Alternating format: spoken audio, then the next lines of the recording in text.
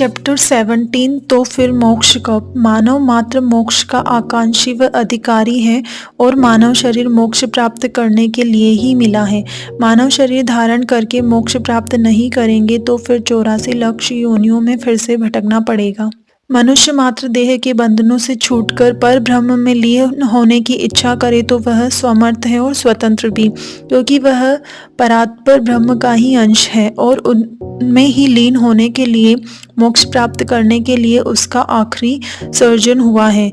किंतु जब तक इस जन्म के संपूर्ण प्रारब्ध भोग नहीं लेगा और पिछले अनादि काल के अनेक जन्म जन्मांतर में जमा हुए असंख्य संचित कर्म के ढेर इस जीवन काल दरमियान साफ नहीं करेगा, भस्म नहीं करेगा, तब तक उसको बार बार अनंत काल तक अनेक जन्म अनेक देह धारण करने ही पड़ेंगे और तब तक उसको मोक्ष नहीं मिल सकता। उसको मोक्ष प्राप्त करने की तीव्र इच्छा हो जाए, उसको प्राप्त करना हो तो उसे तमाम संचित कर्मों को ध्वंस करना ही पड़ेगा। तमाम संचित कर्मों को ज्ञानाग्नि से भस्म करना पड़ेगा और वर्तमान जीवन के प्रारब्ध कर्मों को पूरी तरह से भोग लेना पड़ेगा।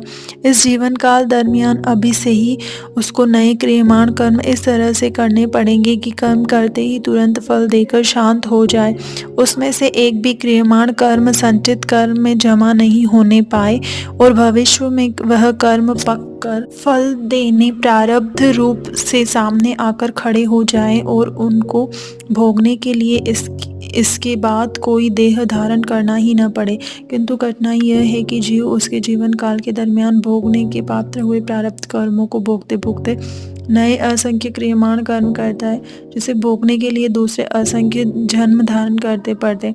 इस विष चक्र का अंत आता ही नहीं है। इसलिए पहले तो इस जीवन काल दरमियान और इसके पश्चात जो जो क्रियमाण कर्म हम करें वह ऐसे कुशलता पूर्वक करें जिससे वह कर्म कदापि संचित में जमा न हो पाए और वह भविष्य में नए देह के बंधन में नहीं डाले। बस इस तरह कुशलता पूर्वक कर्म करते रहने का नाम ही योग है।